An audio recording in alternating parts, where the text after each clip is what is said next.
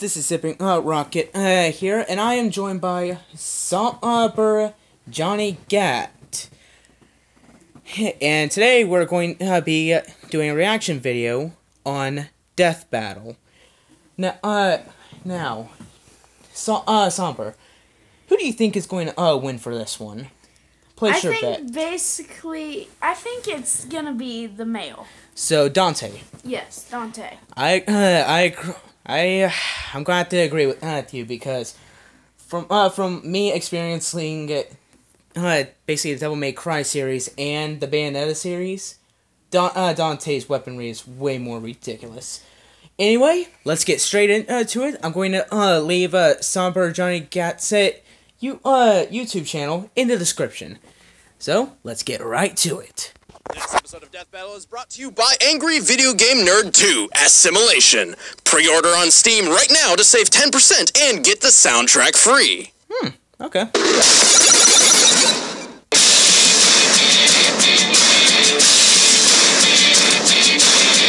For some action heroes, it's not enough to just save the world.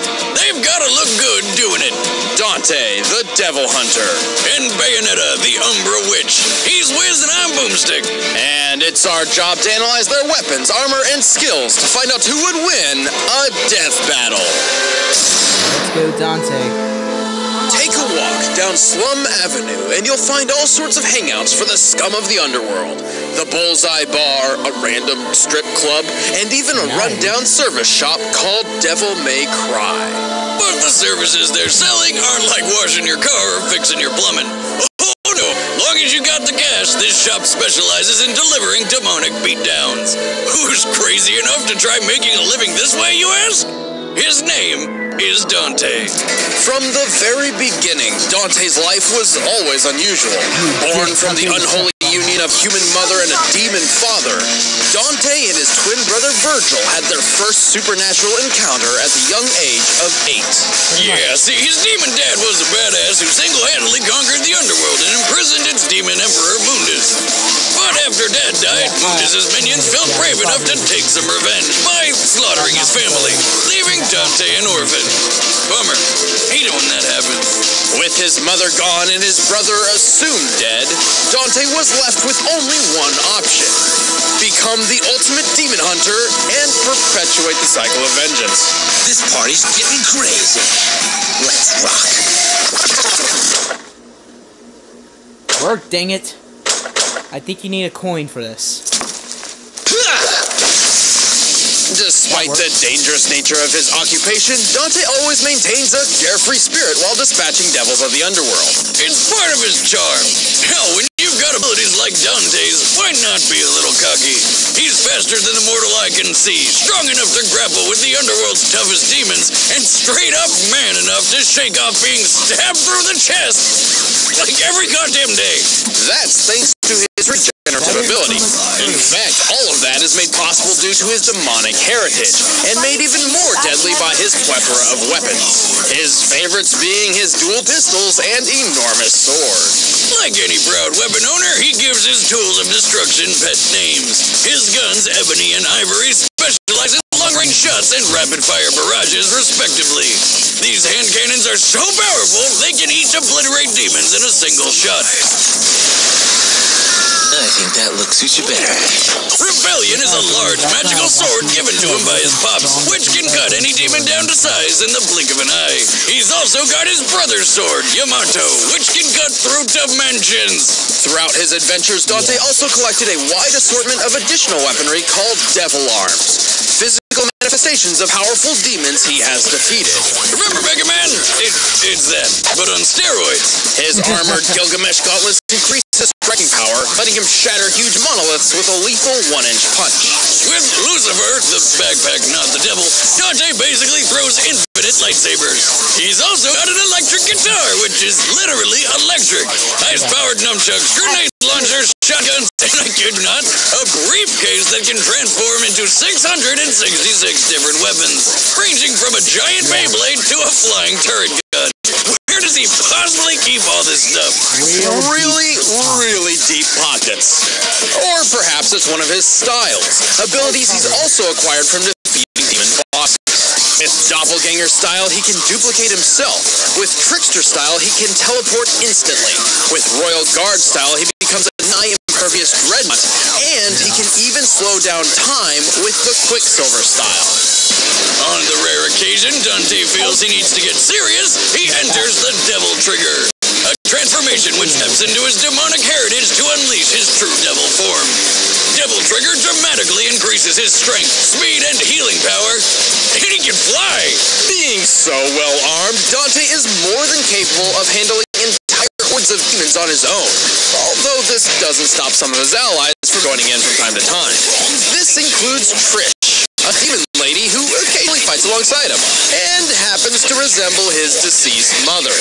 Talk about giving somebody an Oedipus complex.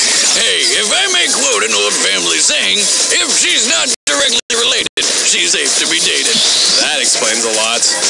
Luckily, and quite surprisingly, that avenue was never explored. Thank God. Dante is a walking, talking, feat-achieving machine.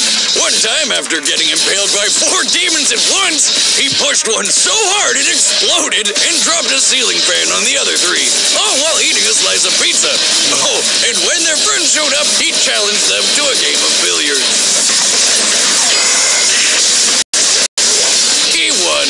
Dante has run down the side of a building so fast he caught fire, similar to a spacecraft reaching the atmosphere at approximately 17,000 miles per hour.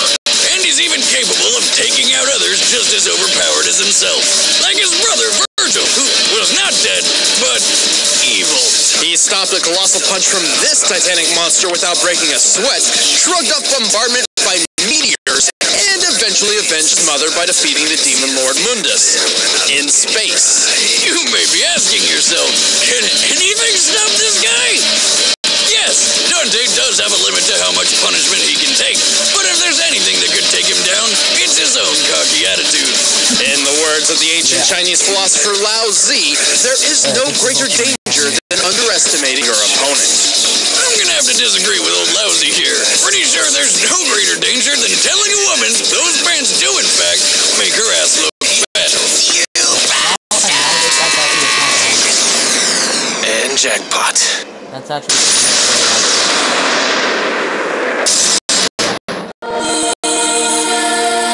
From the angels of Paradiso to the demons of Inferno, there is a name feared by both the light and the dark, and her name is Bayonetta. To any normal guy walking down the street, she may look like your average 7-foot-tall gargantuan Amazon woman with good fashion sense. But Bayonetta is actually one of the last Umbra Witches, a clan of mystics allied with demonkind. Named Cereza upon birth, she spent her early life growing up an outcast due to her parents being from rival clans. Her father, a Lumen Sage, and her mother, an Umbra Witch. See, the sages and witches had one rule to follow. Don't make babies with the opposite clan because, according to prophecy, it would bring on the destruction of the universe. So, naturally, it was only a matter of time before somebody couldn't keep it in their pants. Pulling out works every time, but the last time, you would know. Oh, man, With the pact now broken, war ensued between 2 factions. In the end, only 2 witches survived, Cereza and her rival/future friend, Jean. Hoping to prevent the apocalypse, Jean used a special dagger to seal away Cereza's memories and put her into a 500-year-long coma. When Cereza woke up from her epic power nap, she took on her new name, Bayonetta, and set out to find her lost memories. Luckily for her, she had just the right weapon for the job. Her hair. As Umbra Witch, not only does her hair serve as her clothing, which I'm having a really hard time deciding whether or not that's hot or just disgusting, she can also use it to summon the demon Madama Butterfly to meet her in battle. This technique, the Wicked Wheeze, creates portals for the giant demon to deliver devastating punches and kicks. Bayonetta can also walk on walls and ceilings with Witch Walk, and even transform into animals to fly, run super fast, and dodge attacks. But her most useful technique is Witch Time. By slowing down time itself, Bayonetta can dodge practically anything while unleashing a barrage of attacks. Bayonetta is basically a tall, sexy armory. She wields gauntlets called Durga, which attack with fire and electricity, a huge sight that rots the souls of its victims thumbs, and a friggin' lightsaber called Pillow Talk. She has a bow that fires poison arrows, a chainsaw made of dragon scales, a massive hammer that can cause earthquakes with every strike, and even ice skates, which attack with ice, obviously. But her most beloved weapons are her 4-pistol set called Love is Blue. Rather than swap between them like a normal person, she somehow manages to wield all of them at once by using not only her hands, but also her feet. How does that work? Does she have, like, some kind of weird thumbs on her ankles or something? That would kind of detract from the hotness factor just a bit. Oh my god! She's covered in hair, and she uses her feet like hands. She's a monkey! Monkey witch! This is awkward. I highly doubt that. She probably just uses some sort of magic. Speaking of magic, when Bayonetta wants to unleash her full potential, she triggers her Umbran Climax, which increases her strength and lets her summon Madama Butterfly's full unrestrained power. When fully unleashed, Madama Butterfly can shatter huge meteors by headbutting them. Climax. By herself, Bayonetta has pulled off some impressive feats. She's strong enough to kick military jets into the air, headbutt skyscrapers across the city, and even throw satellites with her legs in outer space. Oh, by the way, she can survive outer space. Using Witch Time, she was able to defeat this thing in only a matter of real-time seconds. Even without Witch Time, her reaction speed is astronomical. For example, when a Lumen Sage stopped time to position newly fired bolts about 3 feet behind her, she managed to not only turn and identify the incoming threat, but also dodge all 16 of them. Considering regular bullets travel around 2,500 feet per second, she must have pulled all that off in less than 1,000th of a second. There's that one time when she killed God. You know, by scissoring her hair with Jones and punching the creator's soul across the entire solar system into the sun. Okay, obviously Bayonetta's feats and abilities are absolutely ridiculous, but she is sometimes rather inconsistent. Despite her reaction time, she's been caught off guard by enemies ranging from a half-god called Lobster, or something like that, and even a plant monster that managed to grab her out of the air. Regardless of what weaknesses she may have, Bayonetta's achieved more than anyone could possibly imagine, despite being 100% human. Wait, she is human? Alright, let's dance, baby. Human, and she can do all that. Alright, the combatants are set. Let's end this debate once and for all. But first, we made another video game, and it sure would be swell if you buy it. The nerd is back for an all-new adventure. Crush your enemies. Navigate new puzzles. Fucking helicopters. Giant fucking alligators. And fucking race cars. Fucking flaming Tanuki bombs. And lots more shit. Coming March 29th to PC and Mac. Pre-order now once even get 10% off and the soundtrack free. But right now, it's time for a death battle! Alright, let's see this death battle. We both have Dante.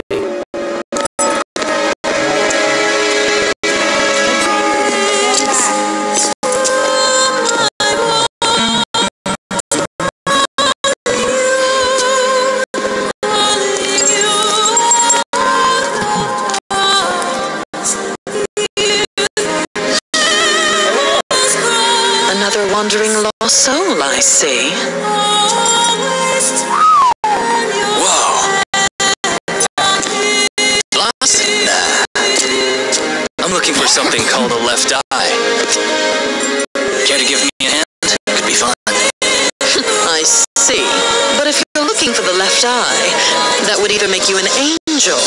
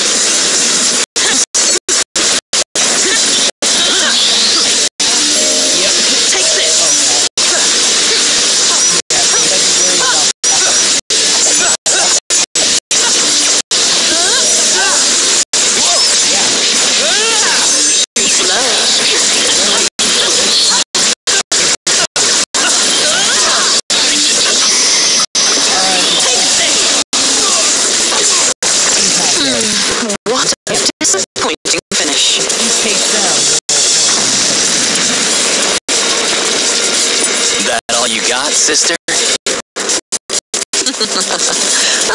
Looks like you're more man than I thought.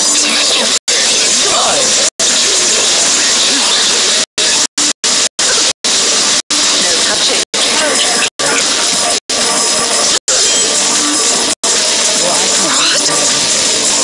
Haven't used this in a while. Still got it.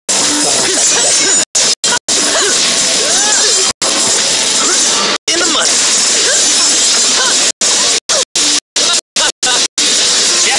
You're a naughty boy hitting a girl like that. You need to be taught a lesson.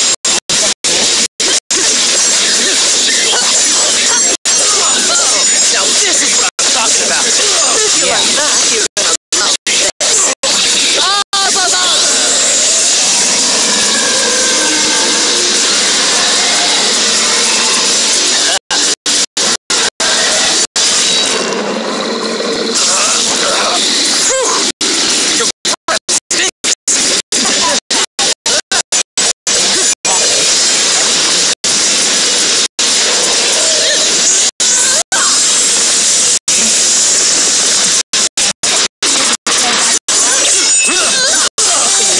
This is where we part ways, love. After you.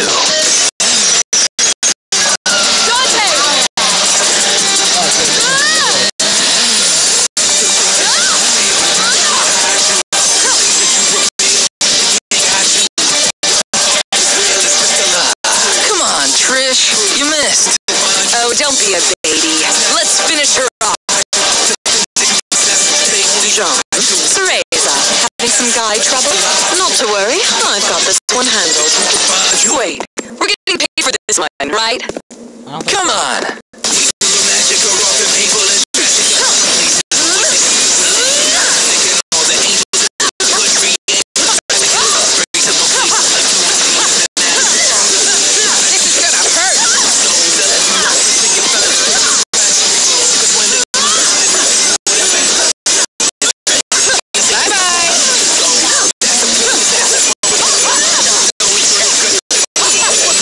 Can't keep up?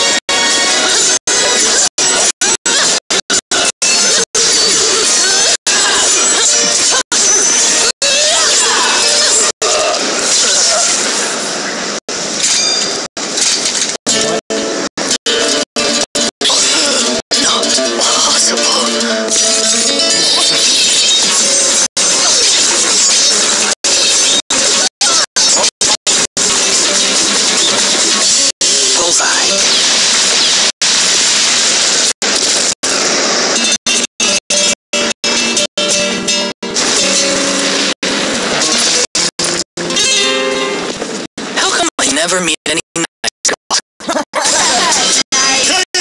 Worst date ever. Yeah, they even lost their friends. I think, what happened to Trish and John? Are they still fighting? Well, I'll show you how I think it went down in my new show, TBX. Wait, what? Did you actually do analysis on your own? Hell no. I'm just gonna make them fight. You would. And what actually It's true that Bayonetta's satellite-throwing feat trumps any and all of Dante's physical displays of strength. However, Dante edges out in every other category. His arsenal matched and exceeded Bayonetta's level below. Hell, even a giant demon like Madame Butterfly is nothing new to this demon slayer for hire. But most of all, Bayonetta didn't have many ways to actually kill him. I mean, the dude throws up mortal wounds every day like they were nothing more than bug bites. Both could take a bullet, but unlike Dante, when Bayonetta's stabbed, it hurts. That's why avoiding attacks was her specialty. But she so long against somebody like Dante. Early in their careers, Dante and Virgil obliterated each and every raindrop within a 12-foot radius, briefly creating a completely open space in a rainstorm.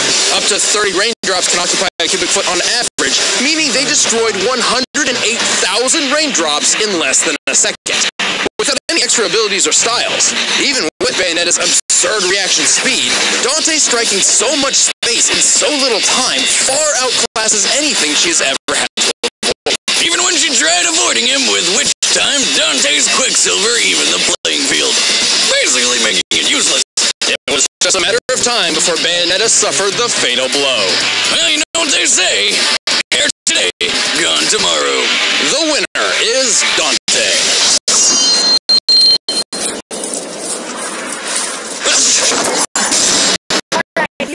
Next time on Death Battle.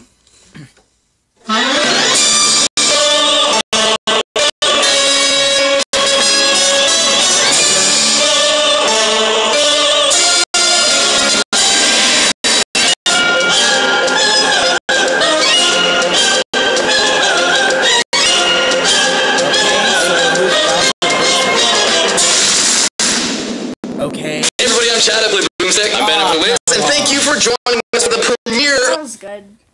We'll find out next time. Yeah. Anyway, guys, thank you all so much for watching. Like I said, I'm going to leave Somber Johnny Gat in the description. Anything you have to say before I end the recording? Like and subscribe.